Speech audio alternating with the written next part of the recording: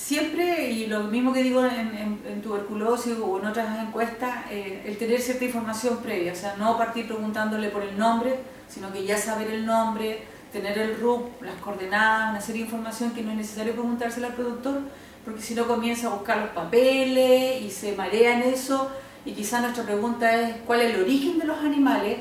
Y ese es el tema final de esa encuesta epidemiológica. Y también es importante conocer la información que de respecto que vamos a preguntar, manejar el tema, porque la única manera de contrastar lo que la persona nos está respondiendo en el momento, porque después cuando nos volvamos a nuestra oficina no lo vamos a poder hacer, tenemos que tratar de hacerlo ahí, es tratar de conocer si nosotros las circunstancias, ciertas situaciones que nosotros subimos por distintos medios antes de conversar con la persona, son muy importantes, porque la persona nos puede decir algo y nosotros podemos de inmediato decirle puede estar equivocado porque nosotros tenemos esta información, tenemos este documento que da cuenta de un hecho diferente, tal vez usted no lo recuerda bien, tal vez está un poco confundido, es decir, podemos ir sacando estas conjeturas en el momento y no ir a hacer el análisis posterior después en nuestra oficina, que ya no vamos a tener a la persona al frente y con mayor razón si se trata de una persona del mundo rural donde no vamos a tener la posibilidad de volver a ir a donde vivía. Existen las bases de datos, ustedes tienen acceso a una información que ya habían obtenido, pero ya le da un contexto. Y lo interesante de esa información es que ustedes ya saben localizar si es un pequeño, mediano o gran productor el que está teniendo el problema y en el cual van a hacer la investigación epidemiológica. Entendiendo el contexto, es más fácil en el sentido de determinar qué tipo de productor voy a trabajar y a quién voy a hacer las preguntas relacionadas, porque si un gran productor, lo más probable es que no sea el dueño que esté comprando los animales, sino que el administrador o el encargado de los animales. En otros contextos podría estar el dueño del propietario o la propietaria. Por ejemplo, en comunidades indígenas, si la mujer es la dueña de la tierra, es la que toma las decisiones, así que lo más probable es que se tenga que conversar con ella. En el caso de pequeños productores, muchas veces hay un hijo que puede estar ayudando y que maneje con mayor facilidad el manejo o tenga la información del predio. Bueno, sí, tienes que pensar de que la persona de todas maneras, él va a pensar que hizo algo malo. Por eso llegó el SAC, porque qué sé yo, a lo mejor él cometió un error y él va a estar consulto. Entonces, y además él también tiene su propia historia, entonces tú tienes que llegar con respeto respecto de su forma, con un vocabulario también que sea acorde y con respeto a su forma de hablar, que lo entienda, por eso es con empatía.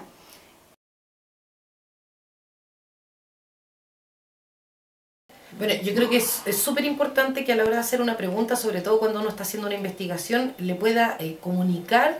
de manera clara, pero además de manera tranquila a la persona a la que le está preguntando para qué sirve esa pregunta, para que no parezca que se está sometiendo a un interrogatorio ni se sienta en la obligación de defenderse ante una consulta, que entienda claramente la importancia de esa pregunta para la persona que la está haciendo, cómo va a servir en la investigación y cómo puede servir esa respuesta para poder llegar a solucionar un problema. Lo otro es que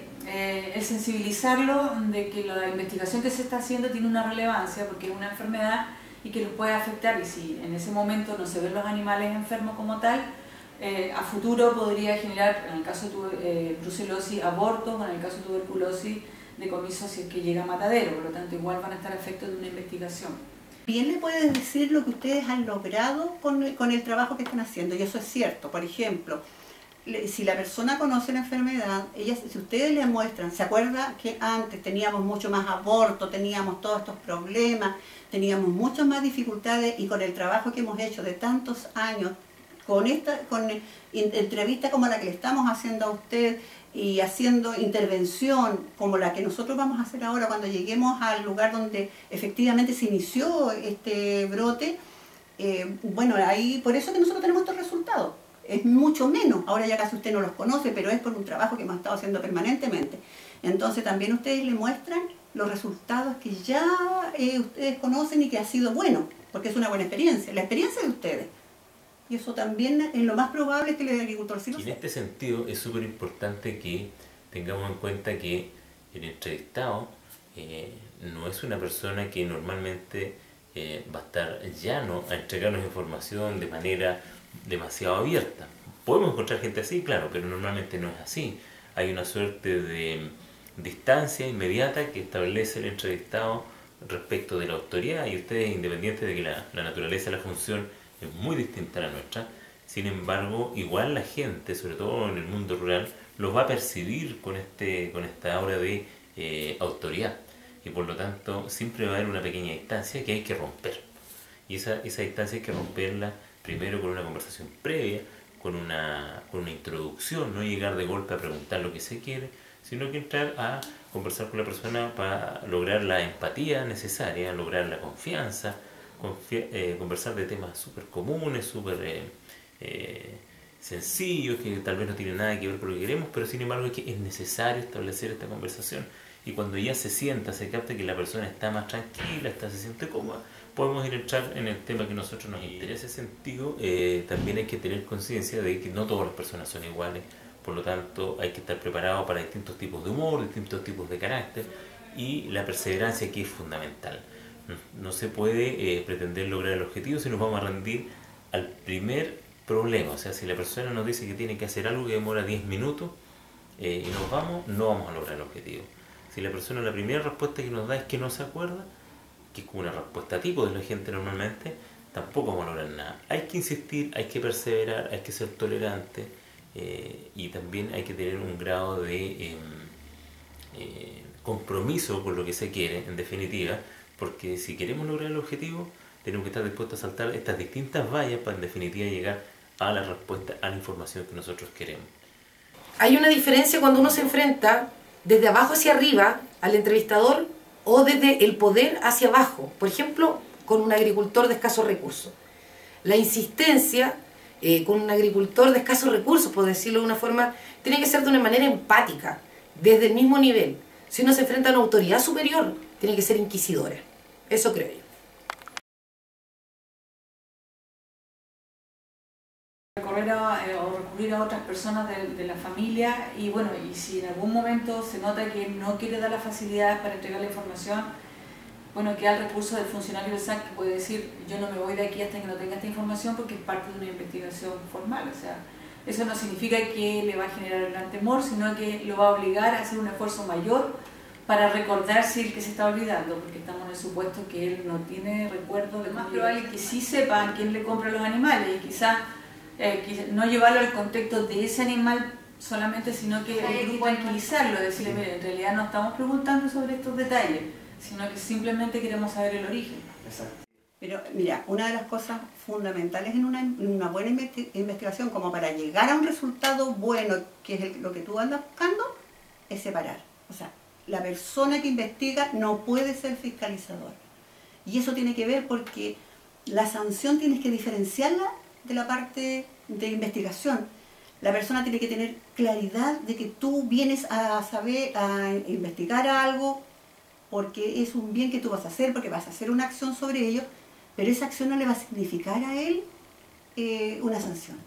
O sea, no puede ser el mismo fiscalizador el que esté haciendo la investigación. Eso también tiene que ver con lo mismo. O sea, tú tienes que dejarle la tranquilidad de que lo que tú estás haciendo a ti no te está importando en este momento si el animal se lo regalaron, se lo vendieron, lo sacó de otra parte. Si lo que tú necesitas saber es de dónde vino para poder actuar, para poder parar y tomar las acciones de control en este lugar, para que no se enfermen otros animales, para que no se enfermen las personas, porque es una enfermedad grave, porque pueden ser familiares de él, incluso de la persona. Entonces, cuando tú le das esta visión a él, donde en realidad le deja la tranquilidad de que él está ayudando para hacer algo que es muy positivo, es más fácil de que te entreguen la información verdadera.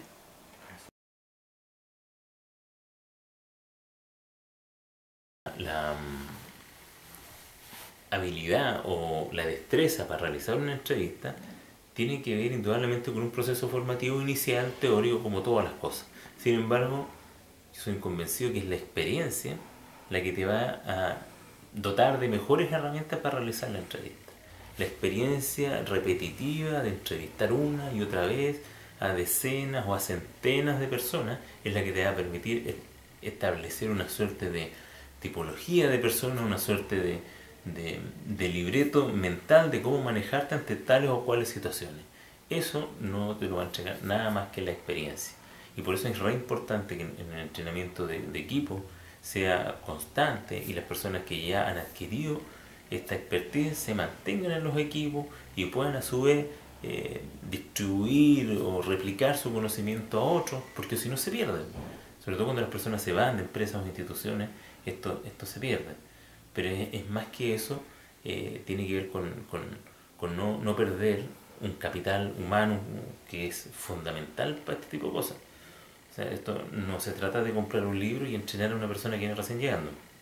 El tipo que ya aprendió, que lleva muchos años en esto y que se está dando vueltas, ya conoce, tiene la sapiencia necesaria para saber cómo manejarse en distintas situaciones porque las ha vivido y probablemente le ha ido mal en algunas, ojo con eso.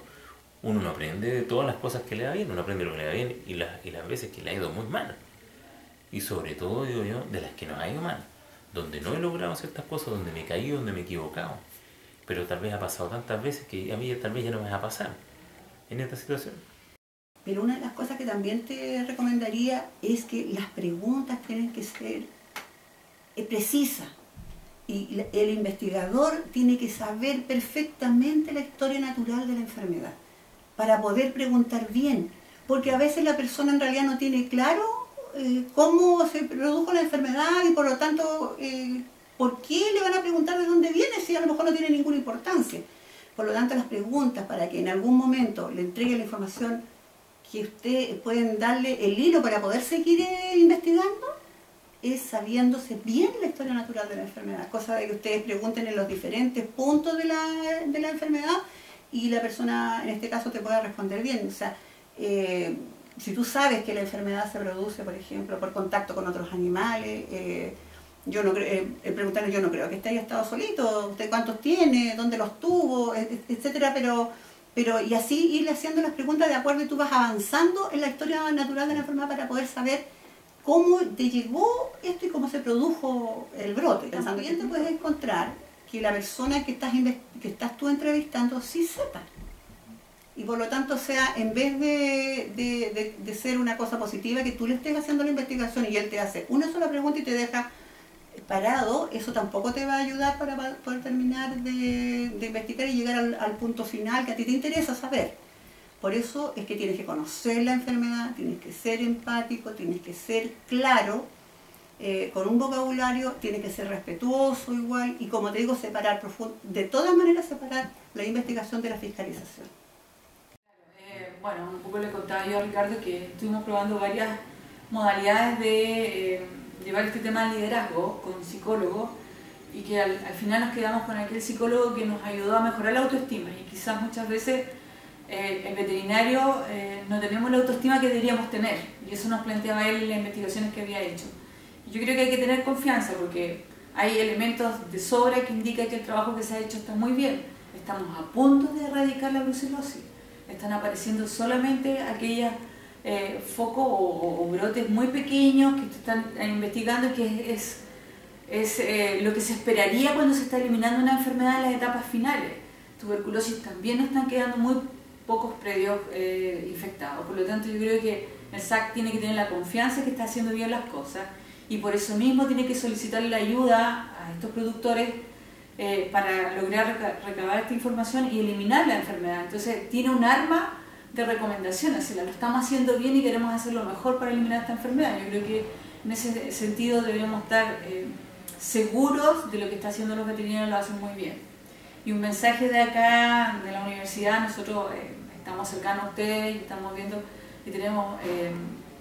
una muy buena visión de lo que hacen los veterinarios. Además, los admiramos de la cantidad de trabajos que están haciendo y que lo hacen bien. Y yo creo que en eso a veces falta decirlo, que lo hacen bien y que estén contentos porque lo están haciendo muy bien y que lo hacen con mucha abnegación. Sabemos que trabajan mucho, pero les gusta su trabajo y eso se ve en la mayoría de los funcionarios. Creo que deben estar seguros de eso.